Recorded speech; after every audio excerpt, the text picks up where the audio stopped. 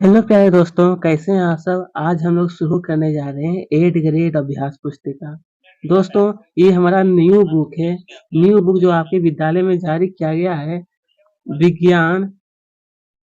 आपके विद्यालय से जो नई बुक जो जारी किया गया है ना, वर्ष 2024-25 के लिए वही बुक है, ठीक है? विज्ञान कक्षा 7 के लिए। तो चलिए देखते हैं।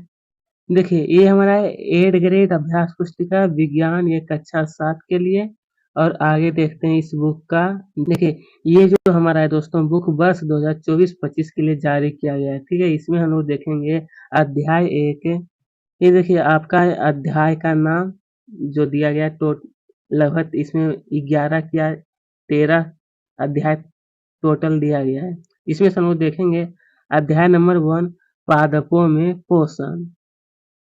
ये दोस्तों ये हमारा अध्याय अध्याय एक अध्याय एक जो दिया है पादपों में पोषण। तो चलिए इसके अब प्रश्न उत्तर की ओर सभी प्रश्न उत्तर हम लोग सोल्व करेंगे। देखिए दोस्तों, सबसे पहले हमारा ही प्रश्न दिया गया था कि ए और बी, इसमें आपको मिलान करना है सूर्य से, तो इसका मिलान इसमें कर लेना है कि सूर्य का प्रकाश। और फिर जड़ों से क्या करना है, पानी एवं पोषक तत्व। पत्तियों से क्लोरोफिल, वायुमंडल से CO2, ये आपको मिलान कर लेना। उसके आगे अब देखते हैं हम लोग। दोस्तों यहाँ पर आप सब देख सकते हैं, इसका मैंने एक अच्छी तरह से पीडीएफ भी बनाई है। नई बुक का पीडीएफ 2024-25 के लिए जो बुक जारी किया गया ना, वही बुक का पीडीएफ बनाया हो। यहाँ पर आपको कोई दिक्कत नहीं होगा, क्योंकि बहुत सारे बच्चों को राइटिंग समझ नहीं आ पाता था, इसीलिए मैंने पीडीएफ ही बनाया। यहाँ पर आपको कोई दिक्कत नहीं होगा। तो चलिए दोस्तों हम लोग शुरू करते हैं। यहाँ पर बिल्कुल आपको अच्छी तरह से दिखाई देगा, सेम टू सेम वही बुक है, नई बुक। तो चलिए यहाँ से हमारा प्रश्न शुरू होता है। इसमें देखिए सबसे पहले कहा था कि सही विकल्प चुनकर लिखिए। ये प्रश्न क्रमांक 1, यह नई बुक का पीडीएफ है 2024-25 के लिए। प्रश्न 1, जैसा कि हम जानते हैं कि हरे पौधे जल, क्लोरोफिल और कार्बन डाइऑक्साइड द्वारा सूर्य के प्रकाश की उपस्थिति में प्रकाश संश्लेषण की क्रिया करते हैं। तो प्रकाश संश्लेषण की क्रिया के पश्चात बनने वाले उत्पाद युग्म क्या है? जो कि ऑप्शन है देखिए, starch, nitrogen, oxygen, nitrogen, carbohydrate और क्लोरीन, या फिर कार्बोहाइड्रेट और ऑक्सीजन। तो वही हो जाएगा दोस्तों डी नंबर। डी में आपको टिक लगाना है, ठीक है? चलिए अब देखते हैं क्वेश्चन नंबर 2। प्रश्न 2, देखिए दोस्तों यहाँ पर मैं आशा करता हूँ आपको बिल्कुल साफ दिखाई देता होगा, क्लियर। और इसमें जो सब्जेक्टिव क्वेश्चन है वहाँ का आपको कोई दिक्कत नहीं होगा नोट करने में। चलिए 2 में कि बूझो ने टेलीविजन पर एक कार्यक्रम में ऐसा पौधा रखा जिसकी पत्तियां घड़े के आकार में बदल जाती है, तथा वह पौधा छोटे छोटे कीटों का शिकार करता है। बूझो जानना चाहता है कि वह पौधा कौन सा है। आखिर वो जो पौधा है वो कौन सा पौधा है? ऑप्शन दिया, बेल का पौधा, पीपल का पौधा, बरगद का पौधा, या फिर नेफे नेफेथंस यानी घटपनी। इसका सही उत्तर हो जाएगा दोस्तों नेफेथंस, नेफेथस, जिसको हम लोग कहते हैं घटपनी का पौधा। चलिए अब देखते हैं प्रश्न क्रमांक 3। इसमें से पूछा है कि जल की कमी वाले जल की कमी वाले क्षेत्र के पौधे, जैसे कि नाक फनी की पत्तियों कांटे में रूपांतरित हो जाती है। ऐसे पौधे में प्रकाश संश्लेषण पौधे के किस भाग द्वारा होता है? इसलिए दोस्तों यहाँ पर रेगिस्तान के इलाके में अगर हम लोग जाते हैं तो वहाँ पर जो पौधा होता है ना, वो कांटेदार पौधा होता है। ऐसा इसलिए होता है कि वहाँ पर जो वाष्पोत्सर्जन होता है वो कम होता है, ठीक है? जो यहाँ ऑप्शन दिया कि फूल द्वारा, कांटों द्वारा, तना द्वारा, या फिर फल द्वारा। इसका राइट आंसर हो जाएगा दोस्तों तना द्वारा होता है। वहाँ पर क्या, तो प्रकाश संश्लेषण, पौधा अपना खाना बनाता है तना के माध्यम से। नाम जाइलम पर गया। चलिए दोस्तों अब देखते हैं प्रश्न क्रमांक 1.2।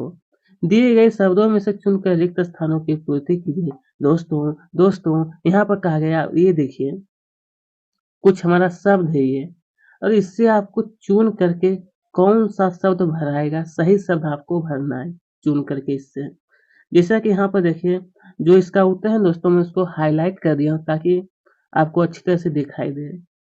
चलिए यहाँ पर कहा है, ऐसे पौधे जिनमें क्लोरोफिल नहीं पाया जाता है तथा जिनमें प्रकाश संश्लेषण की क्रिया नहीं होती है, ऐसे पादप पोषण के लिए क्या होता है, परपोषी प्रणाली का उपयोग करते हैं। परपोषी प्रणाली का मतलब दोस्तों यह दूसरे पौधों पर निर्भर रहते हैं, ठीक है।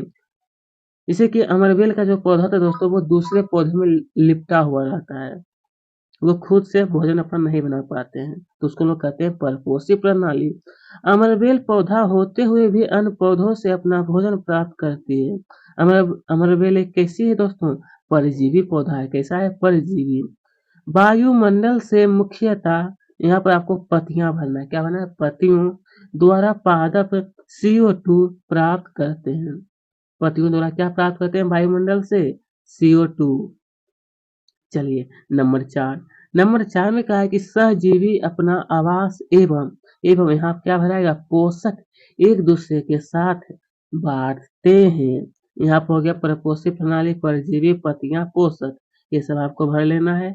अब देखते हैं आगे की ओर, एक प्रश्न और इसमें दिया है खाली स्थान वाला, कि सभी जीवों को जीवन यापन के लिए ऊर्जा की आवश्यकता होती है, तो ऊर्जा का सबसे बड़ा प्राकृतिक स्रोत क्या है, सूर्य है। सूर्य, इसको जितना आप इस्तेमाल कर सकते हैं, ये कभी समाप्त होने वाली चीज ही नहीं है, ठीक है।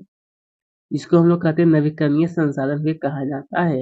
ये दोस्तों मैं आपको इतनी अच्छी तरह से बताता हूँ कि यहाँ पर ही आपको याद हो सके, ठीक है। मैं इतनी अच्छी तरह से बताने का प्रयास करता हूँ।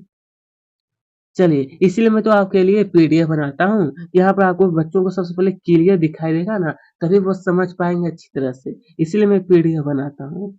यहाँ पर सबसे ऐसे में बहुत सारे बच्चे कमेंट करते थे कि राइटिंग समझ नहीं आ पाता है, क्या लिखा हो, इसीलिए पीडीएफ बनाता हूँ। यहाँ पर तो आपको बिल्कुल क्लियर दिखाई देता है, एकदम बिल्कुल क्लियर। चलिए तो शुरू ही करते हैं।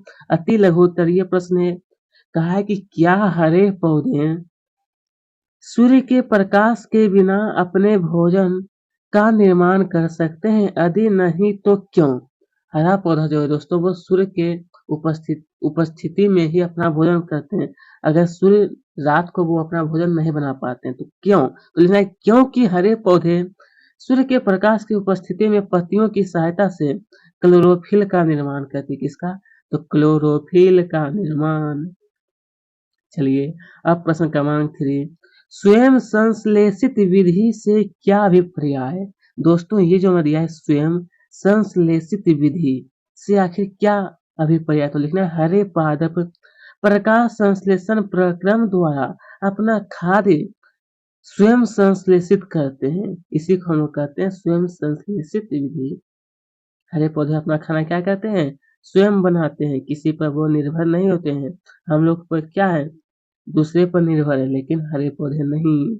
जल द्वारा अवशोषित जल एवं खनिज, पत्ती, यहाँ पर दोस्तों पत्ती, ठीक है, पत्ती तक किस प्रकार पहुंचते हैं, तो उत्तर लिखना है कि जल द्वारा अवशोषित जल एवं खनिज वाहिकाओं द्वारा पत्तियों पत्तियों पत्तियों तक पहुंच जाते हैं, फिर लिखना है कि वाहिकाएं वाहिकाएं नली के समान होती है तथा जड़ जड़ तना तना और यहाँ पर दोस्तों ये शाखाएं, ठीक है, शाखा शाखाओं, ठीक है, शाखाओं एवं पत्तियों तक फैली होती है। ये पूरा आपको नोट करना है इतना।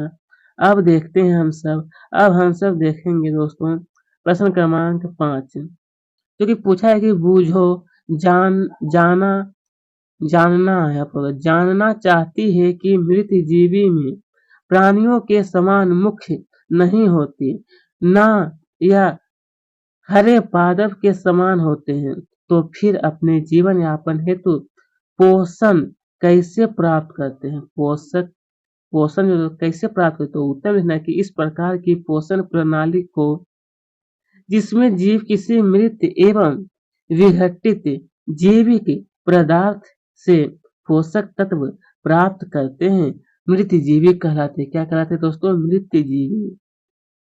चलिए अब है प्रश्न क्रमांक 6, जो कि इसमें से पूछा गया है कि शैवाल कैसे बनते हैं, तथा यह कहाँ कहाँ पाए जाते हैं, तो उत्तर में लिखना है कि शैवाल शैवाल सामान्यतः कुछ जीवों की वि- वृद्धि के कारण बनते हैं, जिन्हें शैवाल कहते हैं। शैवाल एक गली एक गली दीवारों पर तालाब अथवा ठहरे हुए जलाशय में पाए जाते हैं। क्या चीज है? शैवाल जो होता है।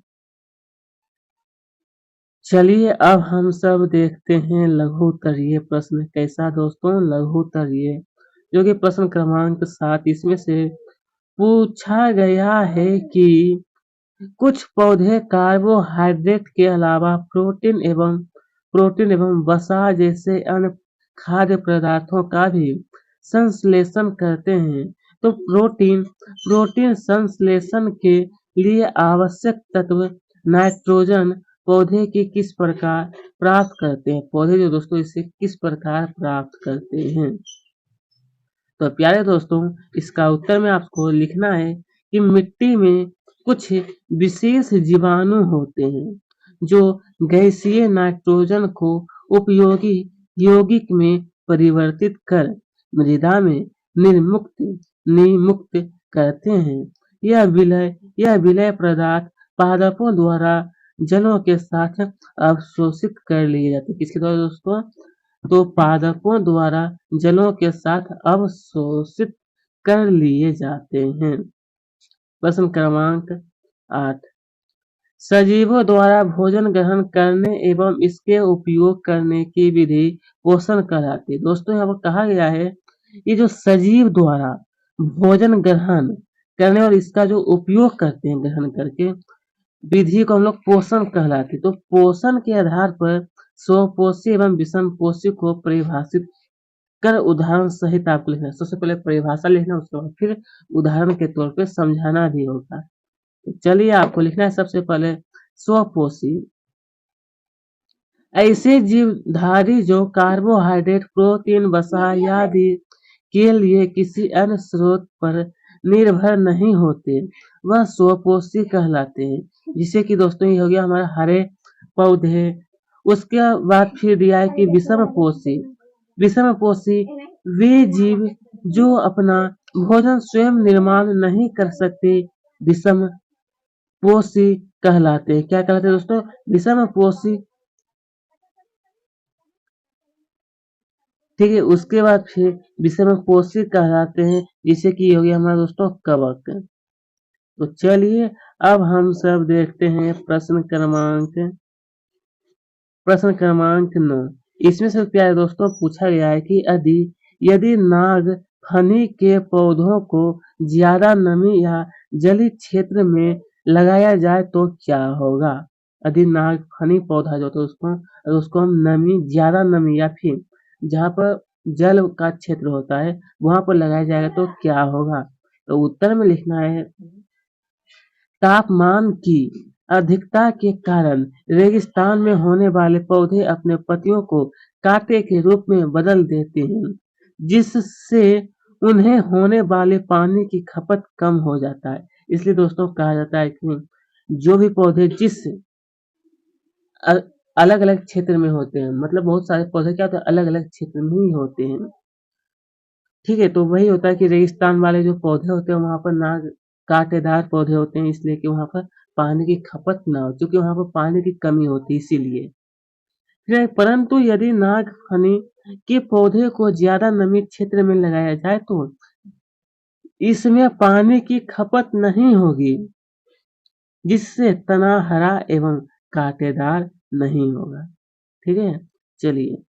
और रेगिस्तान वाले जो पौधे थे दोस्तों उसके जो जड़ होता है ना वो काफी अंदर तक चले जाते हैं, जिससे कि पानी प्राप्त कर सकें। अब प्रश्न क्रमांक 10 का है बूझो अपने खेत में कुछ वर्षों से लगातार एक ही फसल बुआई करता आ रहा है, उसके खेत का फसल प्रति वर्ष क्या प्रभाव होगा और क्यों? तो दोस्तों अगर लगातार खेत में एक ही फसल लगाया जाता है ना तो उससे क्या होता है कि उपजाऊ भूमि जो होती है ना वो कम हो जाता है। ठीक है, मतलब कुछ साल बाद उसमें अगर कुछ उपजाना चाहेगा तो वो नहीं उपज पाता है। चलिए लिखना आपको कि उर्वरक एवं खाद में नाइट्रोजन पोटेशियम फास्फोरस जैसे पोषक होते हैं। किसमें? जो हम लोग खेत में खाद जो डालते हैं दोस्तों उसमें नाइट्रोजन होता है, पोटेशियम होता है, फास्फोरस जैसे पोषक होते हैं। पादपों द्वारा लगातार प्रयोग किए जाने के कारण मृदा में उनकी मात्रा धीरे-धीरे कम हो जाती है। इसलिए इसलिए यहाँ पर जो है मृदा को इन पोषक तत्वों से समृद्ध के लिए भूमि में उर्वरक तथा खाद मिलने की आवश्यकता होती है। ठीक है?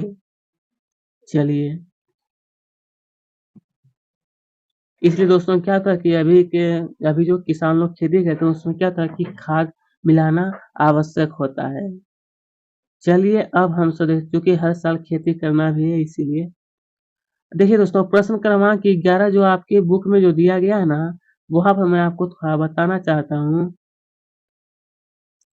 कि प्रश्न क्रमांक 11 यहाँ पर आपको 4 चित्र दिया गया है। 1, 2, 3, 4 चित्र को कहा आपको देखना है। उसके बाद मैंने यहाँ पर चित्र नहीं बना पाया था, इसलिए मैं सिर्फ उत्तर ही बता दूंगा। यहाँ पर कहा है, उपरोक्त दिए गए चित्र को देखकर बताइए कि प्रकाश संश्लेषण की क्रिया किस पत्ती में होगी और क्यों।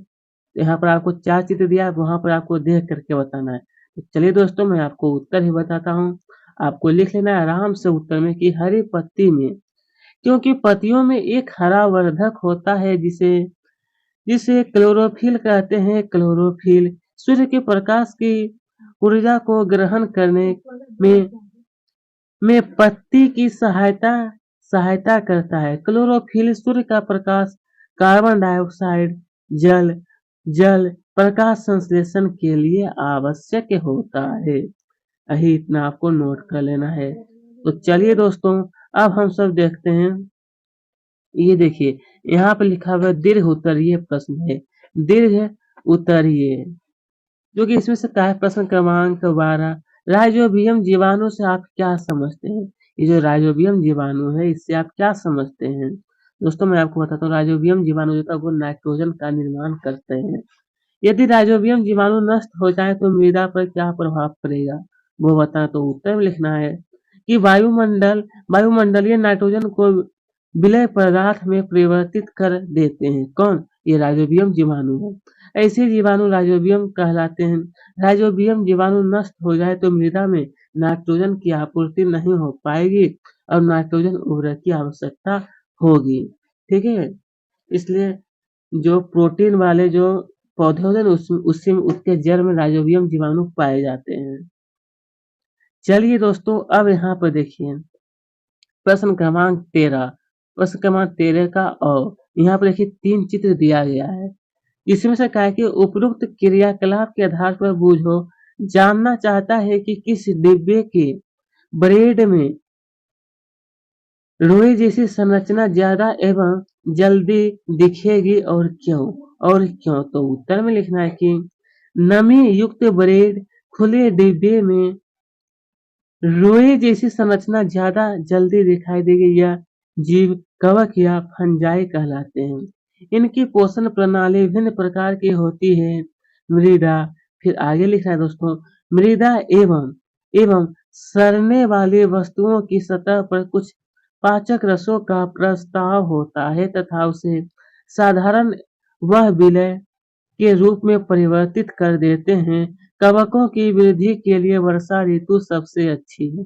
कवकों की जो वृद्धि होती है वो कब होता है दोस्तों? तो वर्षा ऋतु, यानी कि अभी के समय में क्या तो बहुत अधिक वृद्धि करता है।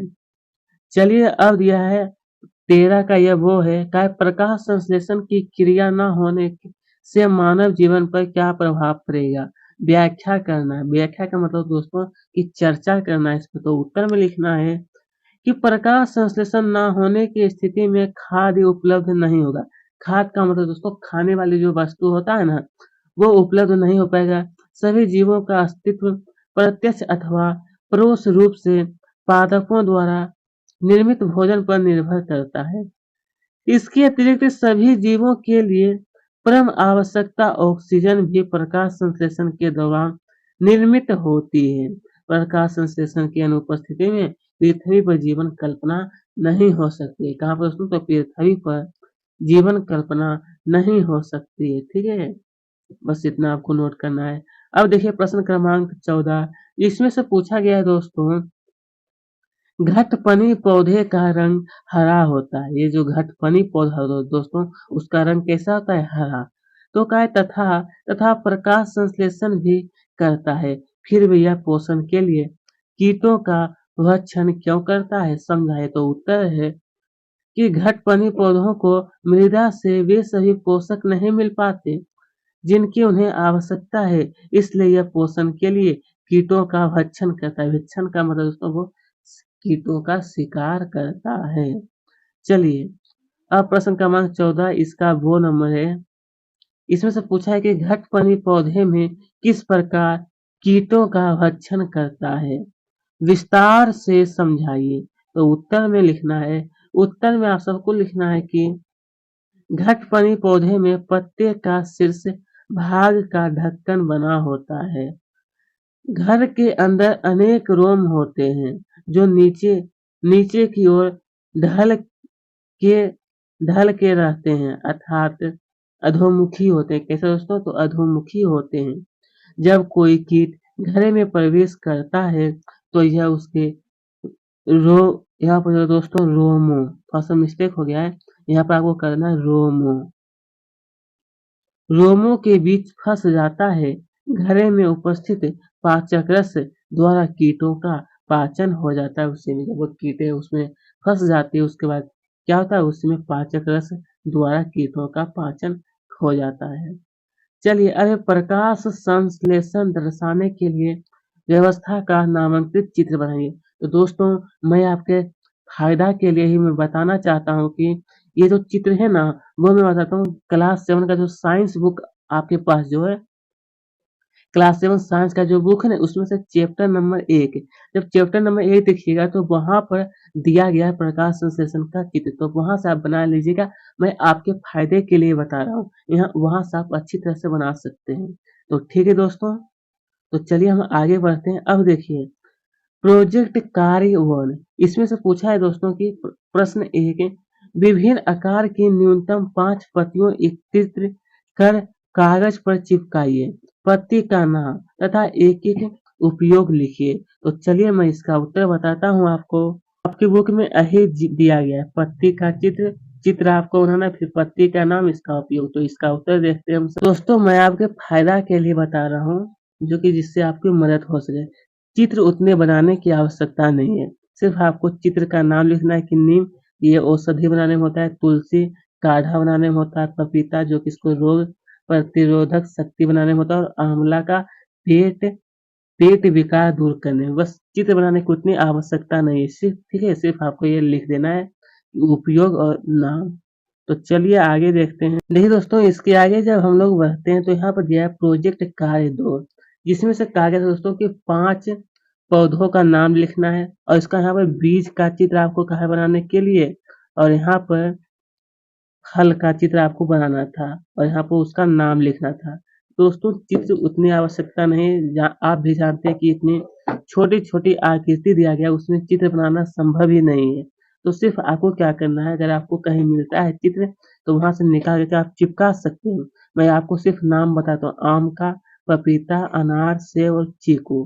चाहे तो आप दूसरा फल का नाम भी लिख सकते हैं, उसमें कोई दिक्कत नहीं। तो ठीक है दोस्तों, यहीं पर आज का ये वीडियो समाप्त होता है, फिर कभी मिलेंगे।